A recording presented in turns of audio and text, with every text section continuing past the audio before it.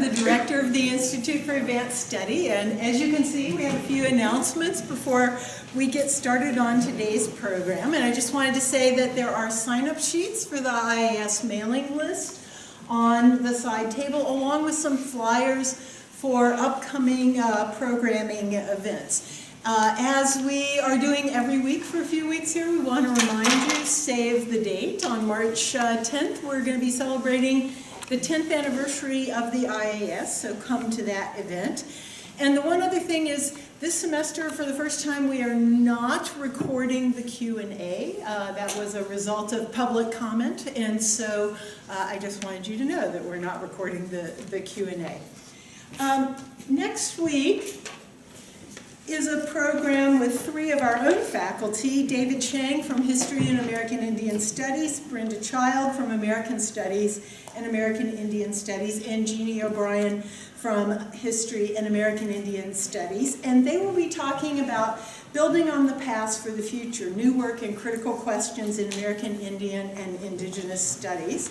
So come out next week. I think it'll be an interesting conversation and part of many conversations on campus. I might add that the American Indian Studies Cultural Center is bringing in Sherman Alexie this Saturday night down in the main auditorium in Northrop. So if your tickets for students are $5, actually probably for any U of M faculty, staff, student. So if you're interested, check the box office on your way out of the building. Okay, so today's talk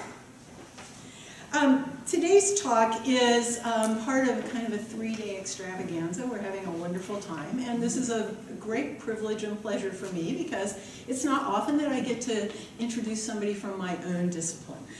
So Richard Hirsh is Professor of History of Technology and Science and Technology Studies at Virginia Tech in Blacksburg, Virginia. He has a master's in physics and a PhD in history of science from the University of Wisconsin-Madison, our nearby neighbors and friends. And he's published several books, but most recently two that are about the electrical utility industry: Technology and Transformation in the American Electric Utility Industry, and Power Loss: The Origins of Deregulation and Restructuring in the American Electric Utility System.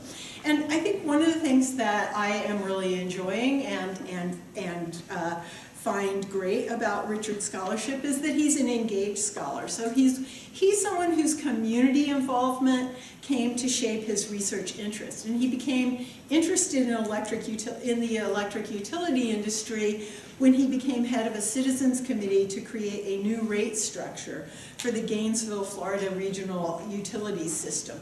And so he has a leg in community service, in policy making, as well as research and teaching. And his research has been published in his writings about policy, as well as in a broader sense, have been published in a range of academic journals. And he also provided most of the content. I should have put a link on here to show you. Provided most of the narrative content for the Smithsonian's website on restructuring in the utility industry. He's currently the director of a consortium on energy restructuring, which is an interdisciplinary research group at Virginia Tech that is doing a collaborative research around questions about design and management of distributed generation technologies, small-scale, decentralized, modular hardware that provides electricity in harmony with the existing utility infrastructure. So they're really trying to figure out how is it that we get a more secure and efficient electrical utility system within the restructured political and regulatory framework. And for those of you who cannot get enough, yesterday we had the pleasure of Richard taking a leading role in a 1937 Works Progress Administration play on electricity in the 1930s over at the soap factory, and a tour of the university's Southeast Steam Plant. So today we have this, and tomorrow Richard is also speaking for the History of Science, Technology, and Medicine Colloquium on Shedding New Light on Rural Electrification, the Neglected Story of Successful Efforts to Energize Farms in the 1920s and early 1930s. And this is a story with a Minnesota twist, as you might notice that little poster there, Red Wing Minnesota Committee. Without further ado, and without taking up all of his time, I'll turn you over to Richard Hirsh.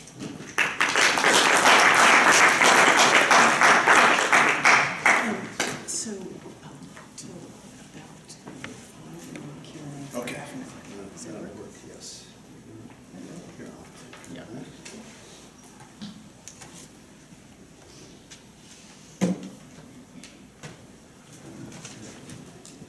Let's see if it shows up.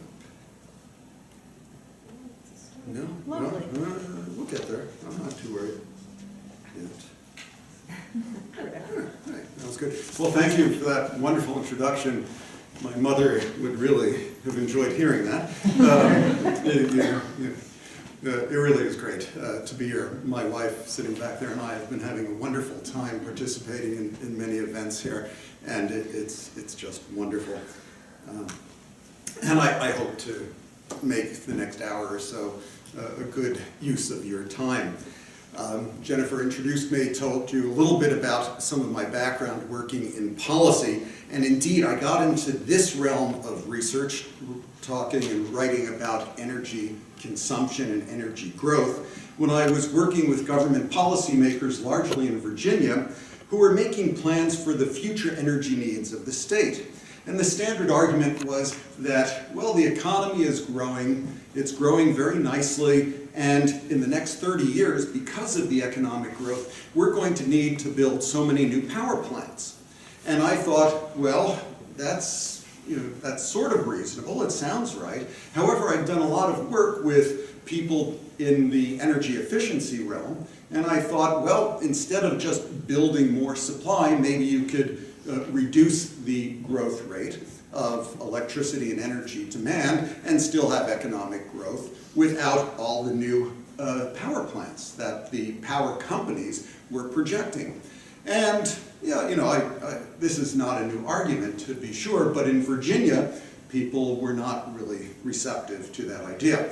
I have a couple of pictures up here showing that in the 2000s, at least, the notion that energy growth and economic growth went hand in hand. And I'll go more into the background of that. But among other things, this one on the right, which says growth in electricity use has coincided with growth in the GDP since the end of World War II, and just expect more growth in the GDP if energy growth continues. Here in Virginia, on the left side, a strong economy requires more energy to support its continued growth, and growth means more jobs, obviously good. The key issue confronting the Commonwealth, in Virginia we are technically a Commonwealth. If you're in the policy world, you refer to Virginia as a Commonwealth. If you refer to it as a state, people know you're an outsider. Confronting the Commonwealth is where the additional power will come from to sustain this growth. So the argument, again, is the economy is going to grow, we're going to have to build more power plants. Okay, well, so here's just an introduction or a summary of what I'm going to talk about. I will look at how the notion of greater energy consumption as a good thing developed, and this goes back actually a couple hundred years. I'll explain what events challenged the traditional values about energy, and then I'll start introducing the notion of how energy efficiency became a concept that was viewed as good. Just like energy growth used to be good, energy efficiency has been a good thing as well. And then I'll talk about some policy implications and some roles that social scientists in particular can play. Jennifer already described me. The most fun about this slide is seeing me inside a device. What is this device? I told someone that I would ask students who have to take this class, I'm sorry, or have to be here. What is this device that I'm standing in, by the way? You have a lot of these in Minnesota. Wind turbine. Sorry? The wind turbine. That's right, it's the wind turbine blade. Okay, so the three of us are, and this goes back about 6 or 7 years. This graduate student of mine, Benjamin Sovacool, who's big in the energy policy world today, and we're just standing inside the wind turbine blade. Pretty neat. Okay, let's first talk about the context for understanding energy efficiency, namely the notion that that growth in energy consumption was a long-standing trend and a positive component of American culture. And this graph just shows how energy consumption grew over time, starting in 1645. How the Department of Energy got that data point back there, I'm not quite sure, but maybe it's an estimate. Anyway, you can see that the consumption of energy grew dramatically over time, and here we're talking about the 20th century forward. So indeed, energy consumption increased dramatically. And you would expect that, of course, as a nation, as a country becomes industrialized, there's going to be more consumption of energy. Now, this graph is especially interesting because it shows the long-standing connection between economic activity and energy growth. And again, this makes perfect sense. As the economy became bigger, as industries produced more steel and automobiles, airplanes, everything else, as we consumed energy in buildings, of course, it made eminent sense that the economy's growth and energy consumption would go hand in hand. And you can see a very close correlation going back from 1870 to 1970, a period of 100 years, when the GNP, not the GDP, the gross national product, and the energy consumption grew in almost lockstep. Okay, the connection between the two was obvious to anyone who thought about it. It was hardly worth talking about it. Economic growth was obviously a good thing. As the GNP and GDP grew, they were viewed as proxies for good things, such as prosperity, abundance, superiority in the world, and progress. I should point out that these notions of, these concepts of economic growth, the GDP in particular, as the GDP grows, you have all these other things that are good going along with it. The notion of the GDP has been criticized heavily as a proxy for all these things, even for just general economic activity. But that's what we use, and that's what I'm going to use here. This book, by the way, has, I thought, a wonderful title, More. Okay, and it's a very nice book dealing with the history of the politics of energy growth and how even in the 1970s and 80s, the US government used the growing gross domestic product as a way to show that life is better in the United States than in the Soviet Union. So it was part of a Cold War rhetoric as well. So it was all really very nice. For quite a while, the notion that increasing use of energy seemed normal and not at all problematic, especially in the economic realm. A school of cultural anthropology arose in the 1940s from the work of Leslie White that observed how low energy consumption was associated with primitive societies, while large consuming societies were considered civilized and advanced. As one of the yellowed portions of an article read, rising levels of energy use became indicators of individual and social well-being and were indices of progress. The historian Dolores Greenberg actually wrote several years ago that this whole notion really goes back to Great Britain and the Industrial Revolution, and we picked it up in the United States. But indeed, it did seem to make sense. The bottom quote here, the best single index by which all cultures can be measured is the amount of energy harnessed per capita per year. And indeed, it made perfect sense. For those of you who are in science and technology studies or HSTM, you might recognize this notion of finding metrics as a way to professionalize fields. So here you have a field of cultural anthropology, which didn't really seem very scientific, but when you have some metrics, ways of measuring things, then it becomes very scientific. And you see this in several social scientific fields. All of these arguments make a lot of sense, and here you can see a graph that, primitive man, and we're talking about people, in prehistory, used only a little bit of energy as they became hunter-gatherers, as they became agricultural, as people became industrial and then technological. We consumed or caused the consumption of more and more fuel. Obviously, someone driving an automobile is going to be using more energy than someone who's just walking around town looking for a meal. So we can see that this argument made perfect sense. More economic activity, more activity in general, means more energy consumption. As we become more advanced in society, as progress occurs, we're going to be using more and more energy. And of course, we Americans were quite proud of ourselves because we used more energy per person than anyone else in the world. And this table's from this graph is from 1971. Hasn't changed that much, by the way. Well, somewhat, but we're still #1, thank goodness, in the U.S. But it shows that, look at, even Canada, Canada's a nice place to visit, certainly. I shouldn't say things like that. Oh, no, it's recorded too. I'm going to be in trouble. My sister's Canadian, and she's a delightful person. And love to visit her. I'm really digging a hole. Anyway, so, things like this. This was another way of demonstrating the superiority of the United States economically, politically, militarily, morally, perhaps, in the minds of some people. It made perfect sense.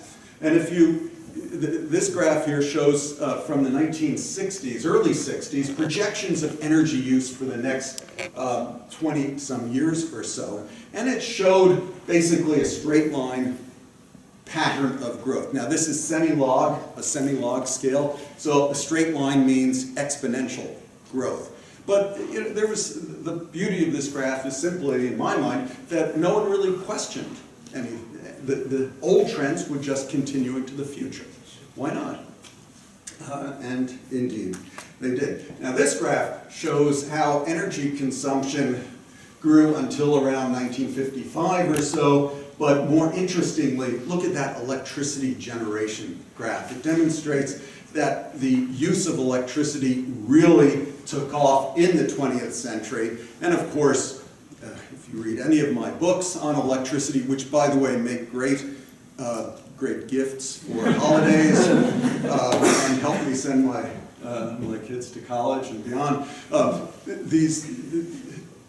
the modern electric utility industry really only got going in the 1880s or so, and electricity, as I'll point out, became very popular. It's a very versatile secondary form of energy. It allows you to do lots of things that you previously needed to use oil or gas or coal for. It heats, it cools, provides entertainment. It is wonderful. And here are some advertisements from the 1920s for electricity and by electric companies and things that you can do with electricity. I like the Frigidaire advertisement there. Give her a thrill this Christmas, with a gift of a Frigidaire. It's hard to read, but there's a little blurb in the upper right-hand side of the advertisement that says you could buy a Frigidaire refrigerator for $180. Well, that's pretty good, right? How much do you think $180 would be today? So $180 in 1927 would be worth about what? Anyone want to take a guess?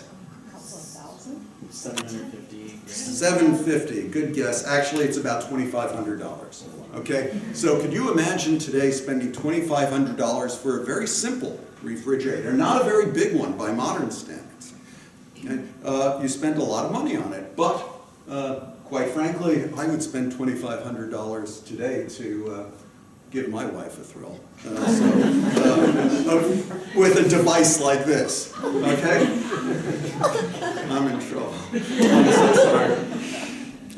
That didn't come out the way I intended it to. Here are some other advertisements. Selling electricity was a big deal, and it was, life did appear to get better when you used more and more electricity because you could use it for more appliances, and these appliances clearly made life better. And amazingly, I'll show you a graph in a moment, the unit cost of electricity declined over time.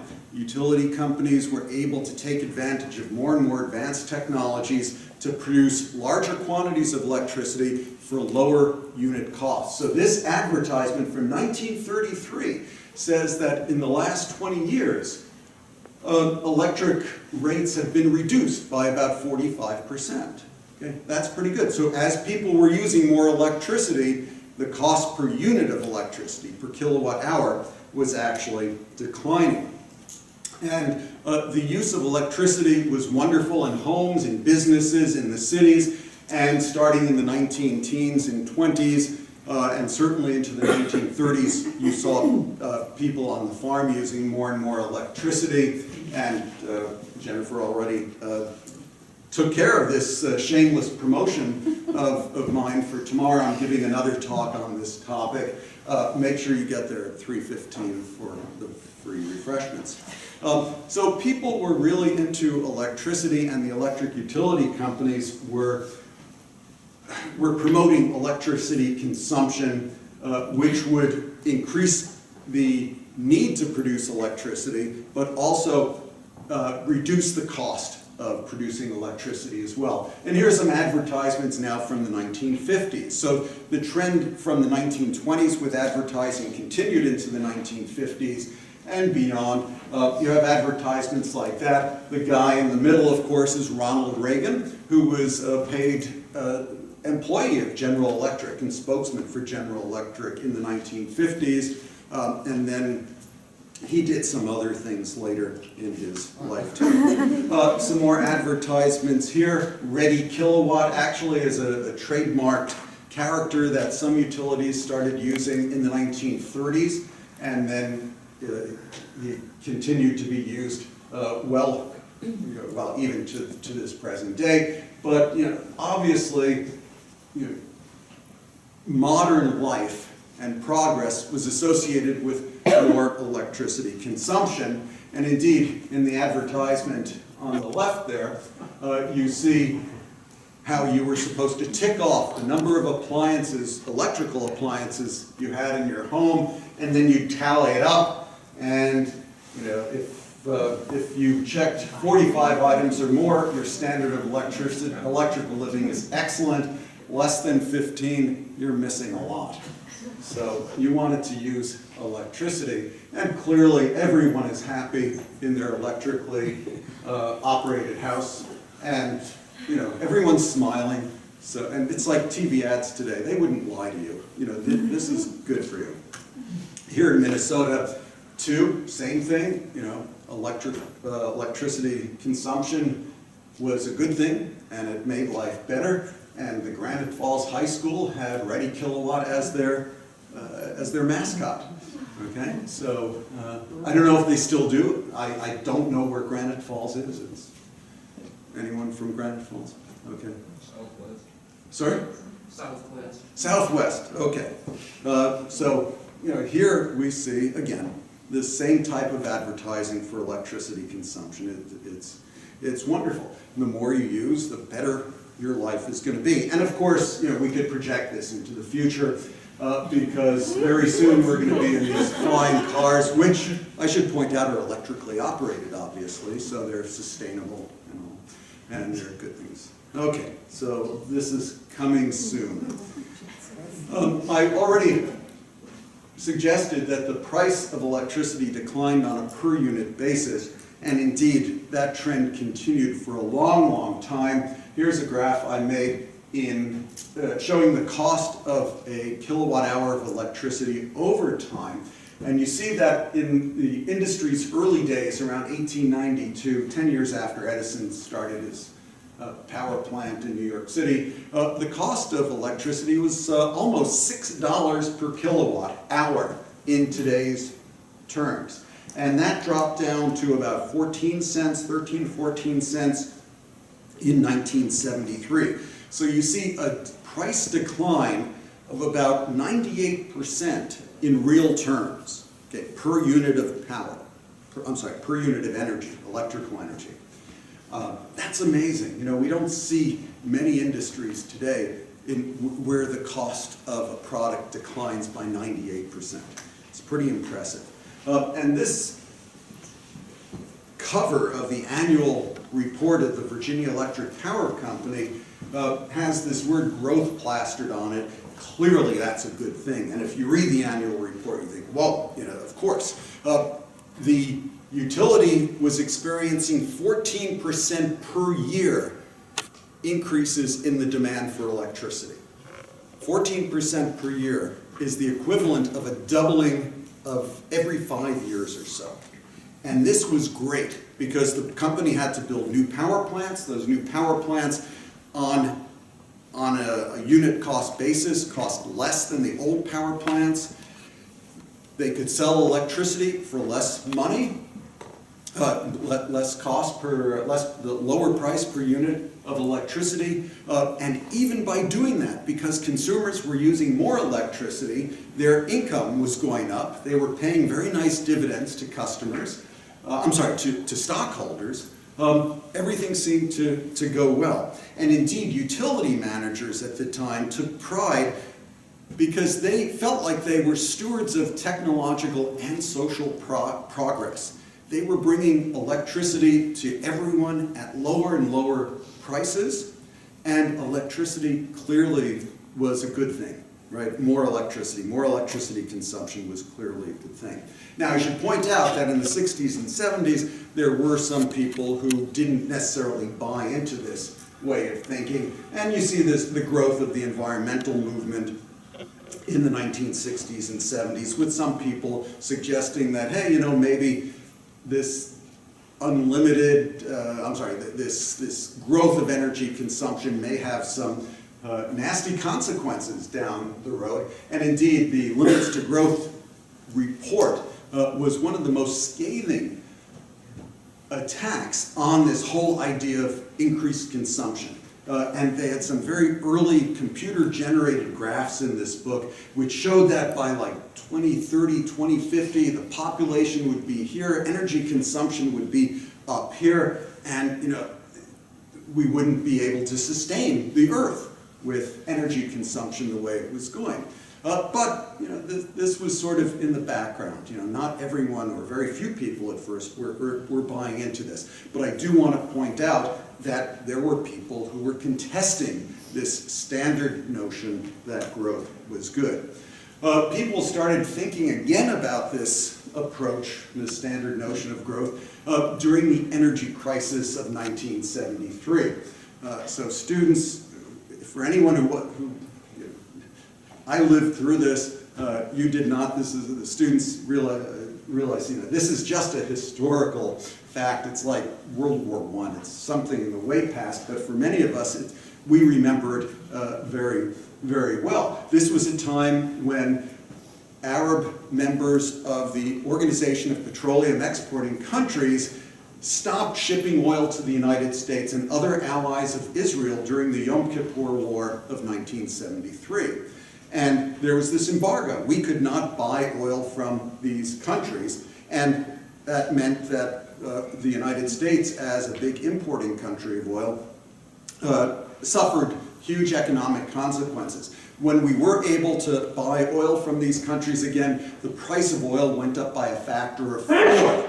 So what that meant was that for businesses, for people who used oil products for cars, for gasoline, whatever, the price of a raw material that was essential for industrial and everyday activity went up dramatically in price. And that caused huge economic dislocations. The stock market tanked. There were shortages of gasoline. Some of us remember not being able to buy gasoline or lining up for gasoline at the gas station because the gas stations were forced to ration the gas that they did have.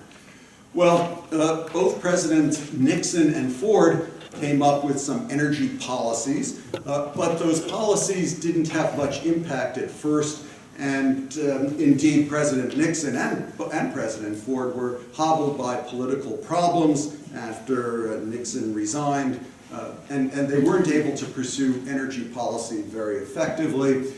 President Carter, when he became president in 1977, though, did start a very aggressive energy policy which could have had huge long-term impacts. One of the things that really set Carter off from other presidents was that he emphasized the notion of conservation. Conservation, he said, is the quickest, cheapest, most practical source of energy. And part of his energy policy included a big dose of conservation. Well, he suggested some bills to Congress. Congress watered down those bills dramatically, but still there was energy policy that was made into national, he was able to get a national energy policy pursued, which was obviously much stronger than what Nixon and Ford had. There were still big efforts for energy efficiency, motivated by cost, and some government policies. And I will show you Amory Lovins there, for some of you who know Amory Lovins through his work. Obviously, he was a lot younger in 1977 than he is now. Just as an aside, there is a big difference between energy conservation and energy efficiency. Conservation, according to Carter, implies deprivation and sacrifice. You do with less. You turn down the thermostats. You put jackets on you, extra jackets on you in classrooms because to save energy, we turn the thermostats down. You carpool with other people, very un-American, but yeah. You do all these things to cut back on energy consumption. And Carter actually said, you know, this energy crisis is like the moral equivalent of war, and we should act as if we were in a wartime situation. Well, a lot of people didn't like that analogy, and they didn't necessarily like conservation either, because Americans don't like to sacrifice or deprive themselves of things unless there's a really compelling reason, like a hot war. Energy efficiency, though, means something different. Energy efficiency means do the same thing, but with less energy consumption. So instead of driving a car that gets 15 miles a gallon, you drive a car that gets 30 miles a gallon. You can drive just like you did in the old days, but you're using half as much fuel.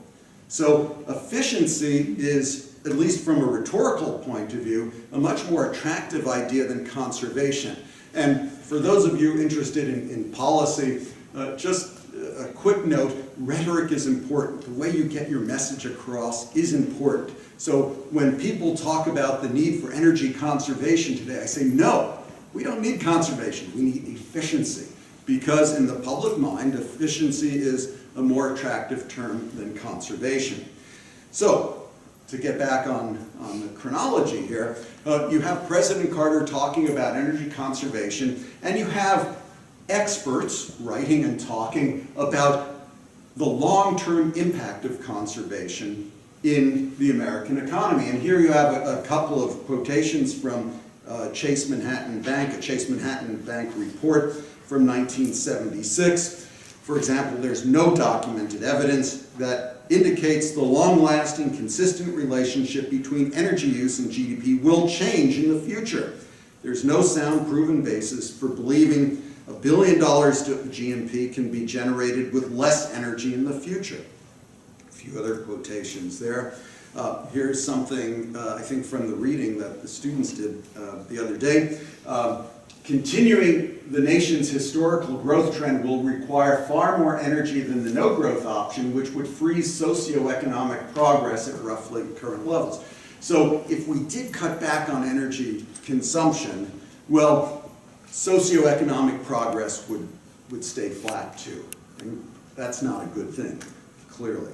There were a few people, though, who were noticing that since the energy crisis of 1973, energy consumption was actually not going up in lockstep with gross domestic product. In fact, in this 1979 report, we see that there was accumulating evidence suggesting that the means are available to wring far more consumer goods and services out of each unit of fuel that we use, whether it be a barrel of oil or a ton of coal or uranium.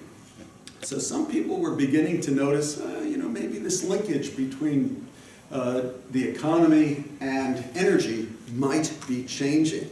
And indeed, if you look at the long-term trend from the 1970s and 80s, you see that energy consumption didn't flatten out necessarily, but the growth rate really did seem to change. Meanwhile, the gross domestic product, the economic growth, continued quite nicely.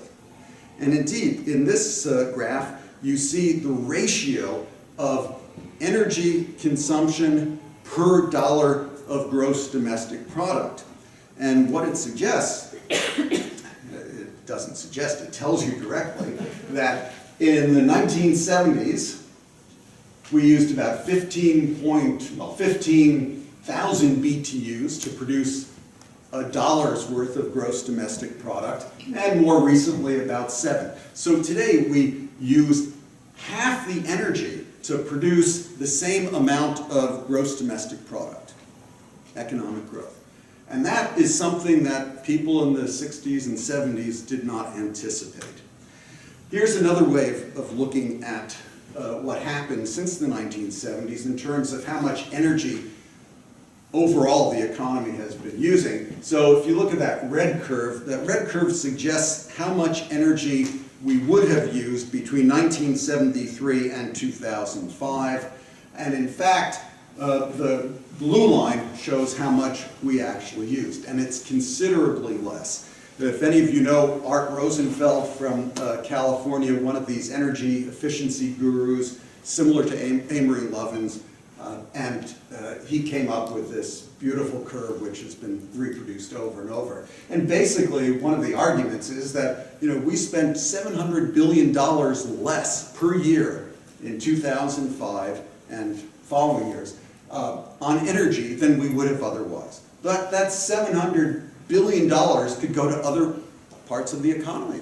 Right? We could do lots. You and I, we could all think of great things to do with $700 billion, besides just using it to buy oil, and oil that is being produced often in other countries. Let me turn to electricity here, and we see that the growth rate of electricity consumption was declining as well. And this slightly complicated curve shows in the green the growth rate per year of electricity consumption. So back in the 1940s, 50s, 60s, the growth rate came down a little bit, but you'll see from 1949 to 1973, the growth rate was about 8.25% per year. Okay, so every year the demand for electricity grew and the consumption grew by about 8.25%. 8.25% would mean a doubling time of, let's see if the students know this. Do you know the formula for doubling times? This is a great thing to know in life in general. Yes? 9. You got it. How do you know that? Because the formula is? 72 divided by the... Exactly. So doubling time equals 72 divided by interest rate or percentage or whatever. So 8%, 72 over 8 means 9. That's because of compound growth. Okay, excellent. And this is one of the simple formulas that will help you in life. If you can get 4%, let's say 8% at the bank or something, you're doubling your money in 9 years. Okay, same thing. But look what's happening after 1973. The growth rate in electricity consumption is dropping. It's only 2% per year. And in the last 15 years, it dropped to under 1% per year. And if you look here from 13 to 14, yeah, it's really, really low. And indeed, that black line shows long-range curve, perhaps. The red bars show how much electricity was consumed each year, and you can see there, obviously, a similar flattening out. Now, if the growth rate had remained the same after 1973, we would be using about 11 times more electricity today than we did, than we are, actually. So that shows that something significant has changed in the last 40 years or so. You might be asking, why did these growth rates in overall energy consumption and electricity consumption slow down so dramatically? One of I'll highlight three reasons, basically. One is that energy efficiency really took off. People realized that maybe there were ways to use energy a lot more efficiently to get the same service, but with less energy consumption. Economics clearly was a major motivator here. When the cost of oil goes up by a factor of easy for you to say. When the cost of oil goes up by a factor of 4, you're going to try to think of ways to use less oil, right? So clearly there are these economic incentives. Equipment manufacturers try to seek competitive advantages by producing products that would use less energy. The government got involved heavily so that you go to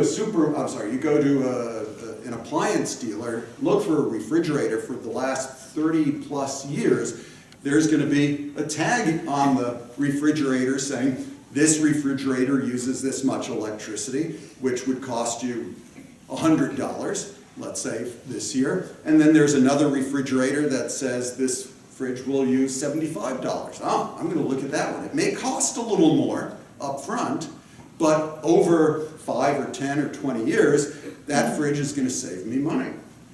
And of course, there was a growing concern for the environment.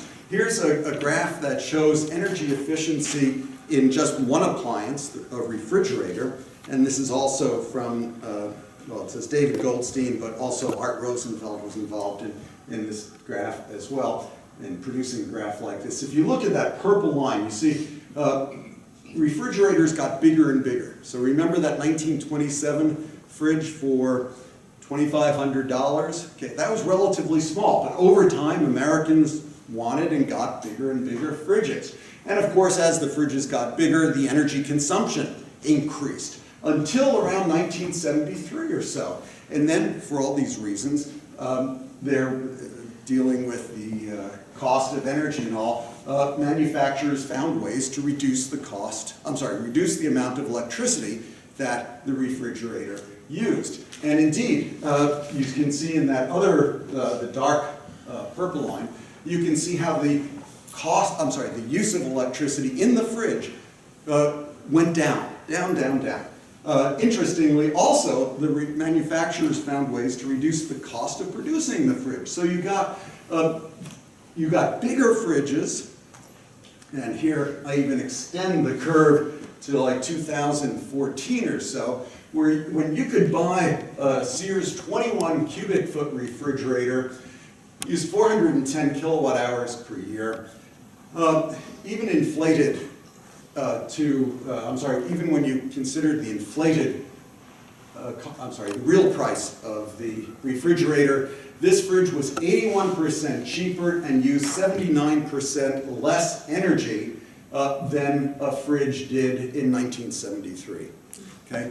The refrigerator keeps your milk as cold as it did in 1973. It's just doing so for 20% of the energy. That's pretty impressive. Here's the same graph, but it shows some of the policy initiatives, often made by California.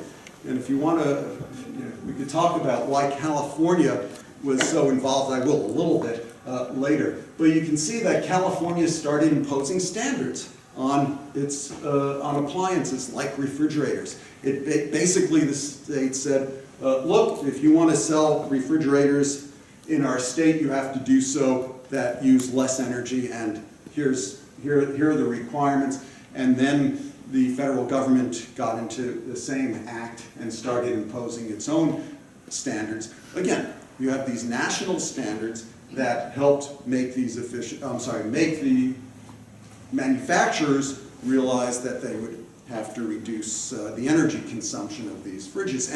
And indeed, they did so, not necessarily easily. The companies had to put in money in research and development. The Environmental Protection Agency had competitions in which companies could win like $1 million for the more efficient refrigerator. All very nice. Here's another example of ways of thinking differently about energy consumption in buildings.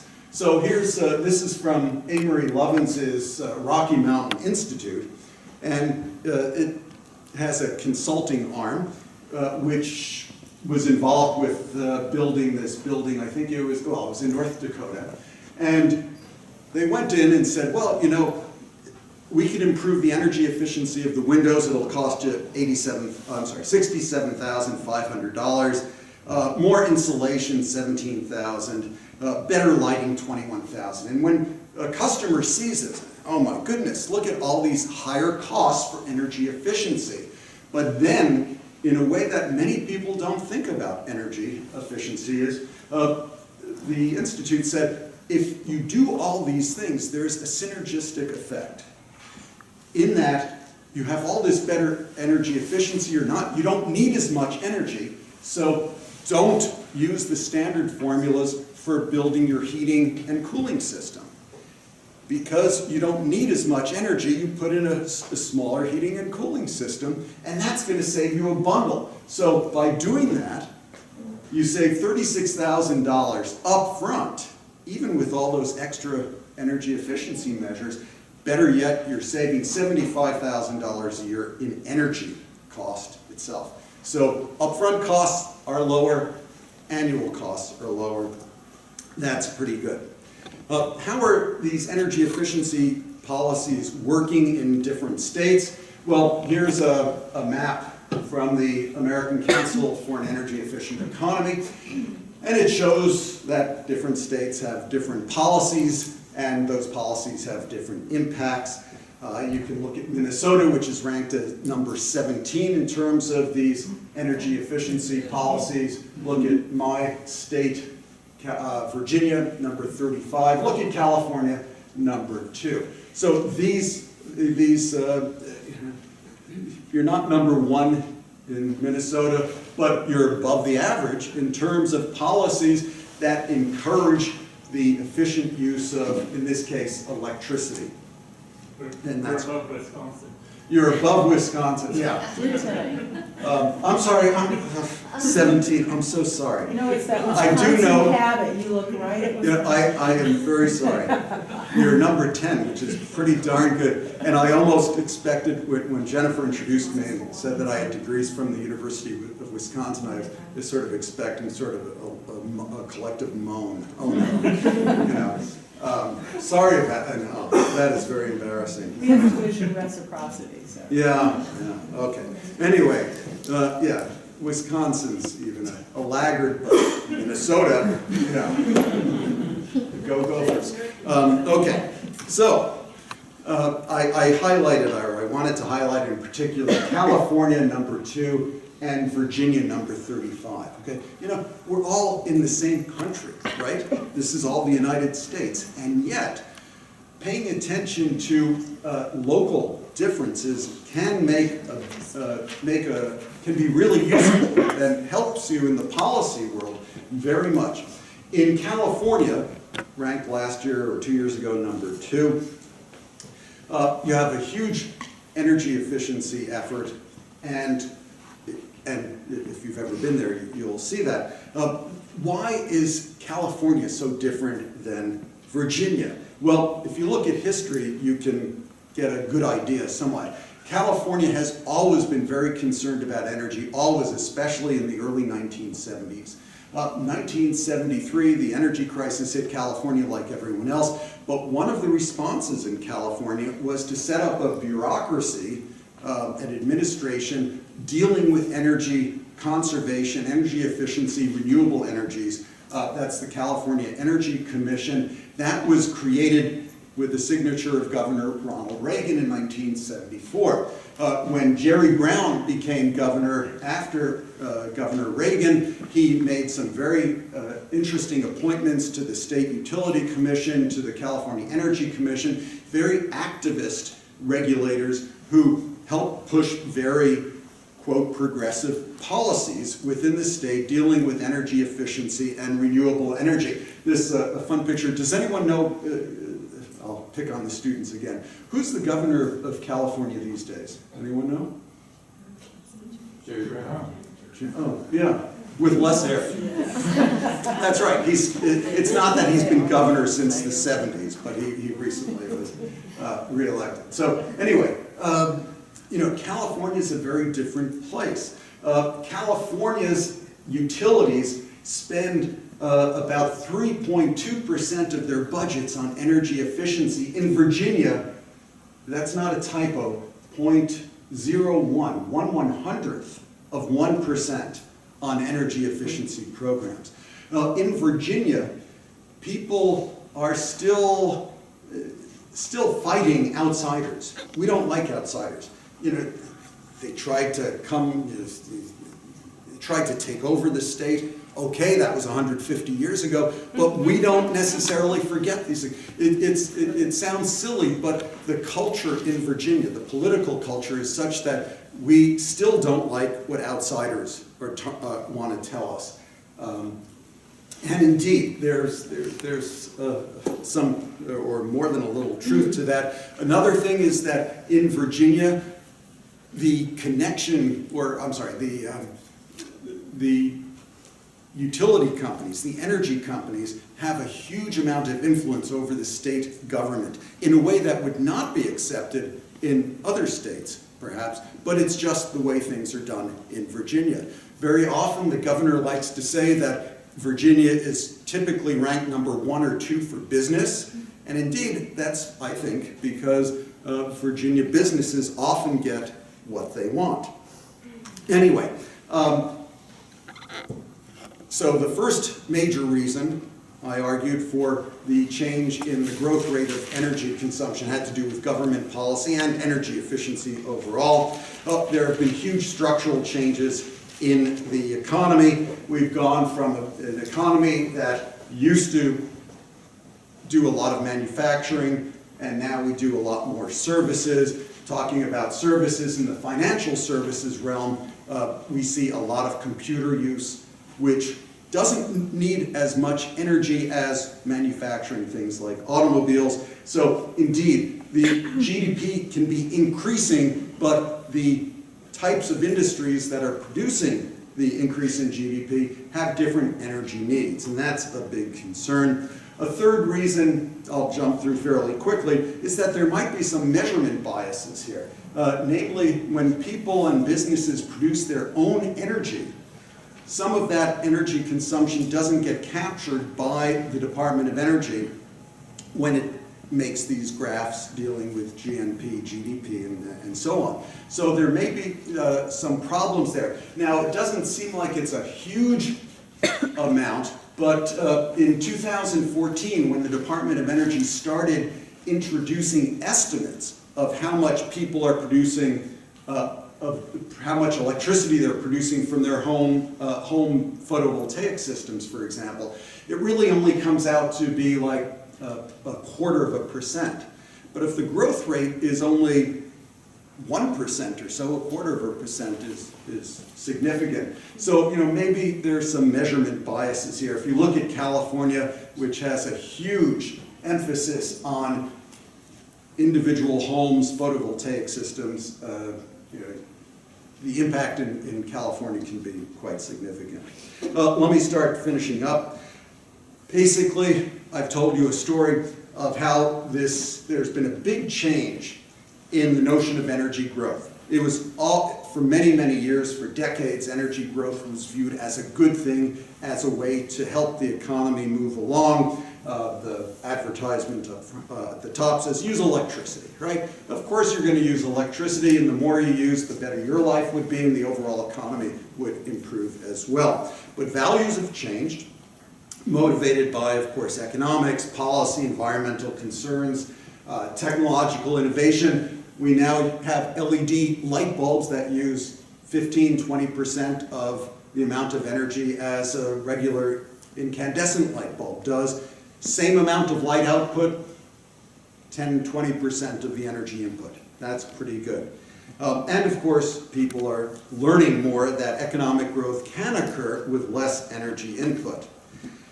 Overall, again, we've seen this huge shift in values and attitudes about the notion of energy consumption. There are lots of consequences, of course, for energy policy, for sustainability, the so-called Clean Power Plan that President Obama introduced recently and now is on hold because of a Supreme Court stay. Energy efficiency can play a huge role in keeping down the consumption of energy and the production of carbon into the environment. That's really good, you would think. However, if you happen to be an electric utility company or a manager for one of those companies, you could get a little concerned because you're seeing that there are fewer, as people use energy more efficiently, they're not going to use as much. And that throws the conventional economic model for electric utilities out the window. And as people generate more of their own electricity, it really causes havoc to the entire economic system. So power plant or power company managers are in the process of rethinking, or they should be in the process of rethinking, the whole standard model for making and selling electricity. I like to think that we social scientists can play a role in helping policymakers in government and business, help them understand the changing conception of energy and the implications of that change. We can help explain to these energy managers that the notion of growth is not the same as it used to be, that the connection between energy and the economy has actually changed over time, and it seems like it would be sort of obvious, and yet the same rhetoric is being used even today in some parts of the country, suggesting that we still need to build more power plants because the economy is growing so strongly. And look at this history and you say, hey, you know, there's been this disconnect between energy growth and the economic growth. That's important. We can also point out that technically sophisticated approaches by themselves will not necessarily prevail. People need to understand some of the social impediments and non-technical reasons why people choose certain approaches. As we see in the example that I gave of California energy policy and Virginia energy policy. Okay, same country, same people, and yet totally different policies based on history and culture. And I think social scientists can play a role in demonstrating and helping people understand that culture does make a big, have a big impact on the way people develop policy. So I'm hopeful, again, that all this type of discussion is useful for people in the policy realm, in the social science realm. I hope it helps us develop more enlightened and sustainable policies in the future. Thank you very much.